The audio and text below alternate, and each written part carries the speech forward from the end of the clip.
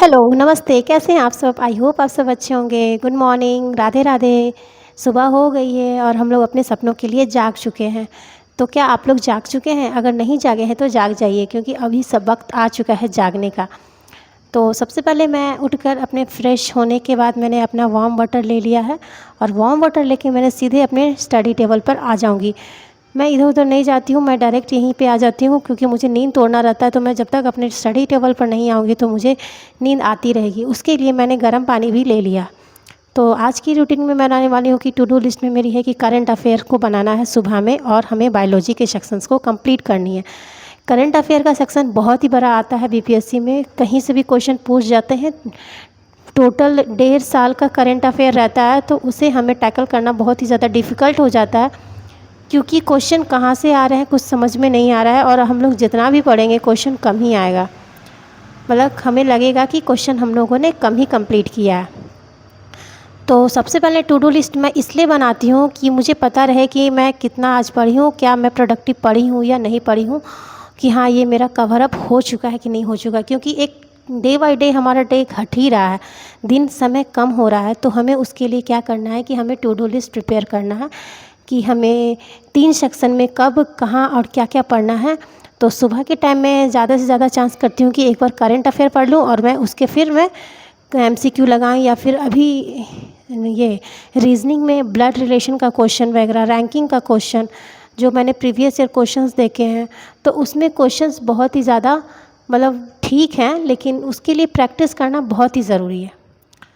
तो सुबह को मैं करंट अफेयर के लिए मैं स्पीडी के बुक से पढ़ रही हूँ, और स्पीडी में बहुत कुछ दिया हुआ है, सारे कुछ दिए हुए हैं, जितने सारे स्कीम्स, समिट और हमारा कॉन्फ्रेंस और हमारा जो इंडेक्सेस होते हैं, और हमारे जो गवर्नमेंटल स्टेट के, सेंट्रल के, या फिर कोई भी जो भी हमारा समिट होता है, एक्सरसाइज होता है, उन सभी को, जो हमारा 2 बायलैटरल्स एक्सरसाइज होते हैं 2 कंट्री के बीच में, या फिर हमारा जो बजट से रिलेटेड है, सब कुछ दिया हुआ है। और इसके पीछे जो एमसीक्यू है उससे एक बार रिवीजन हो जाता है कि हाँ कोई कितना पढ़ा है और हम लोग कितना कर पा रहे हैं।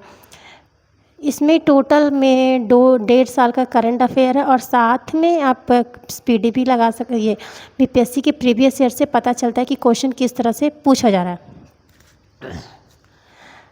तो सुबह का यही काम रहता है। नींद तो बहुत आती है, बट टाइम बहुत ही कम है, और उसके लिए हमें अब दिन रात एक करनी पड़ेगी। दिन रात एक नहीं कर पाएंगे तो हम लोग कल आराम से नहीं रह पाएंगे।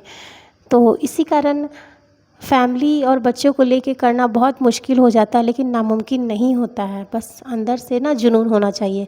भले शादी को 10 साल हो गए हों, लेकिन वो मेरा जुनून ख़त्म नहीं हुआ है, जो मैंने रखा था। भले हालात कम पड़ गए होंगे, लेकिन मैं कभी कम नहीं पड़ी हूँ।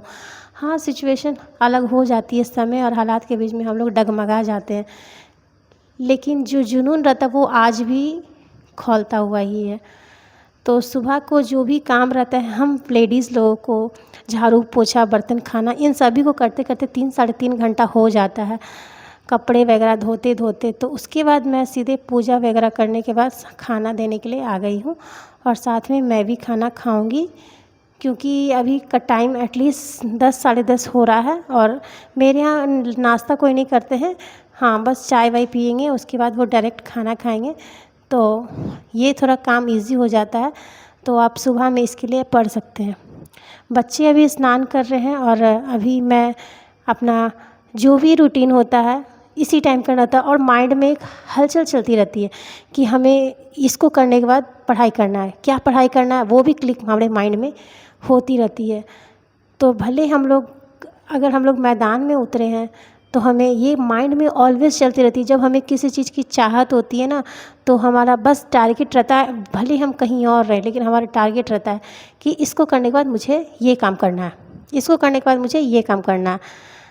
तो 11:15 हो गए हैं, और अभी मैं नाश्ता वगैरह सब कुछ कर ली हूँ, और बच्चों को भी मैंने करवा दिया है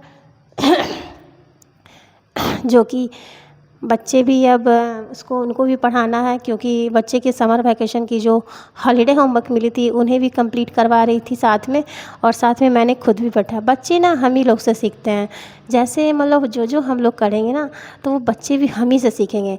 आप कभी नोटिस कीजिएगा, कभी अपने पे ये अप्लाई करके देखिएगा कि क्या सच में ऐसा होता है। जी हाँ, होता है। अगर हम लोग फ़ोन देखेंगे तो बच्चों की भी हैबिचुअल फ़ोन जैसी ही हो जाएगी। इवन बच्चे तो मानते नहीं हैं, आज के बच्चे तो मतलब फ़ोन के दीवाने हैं।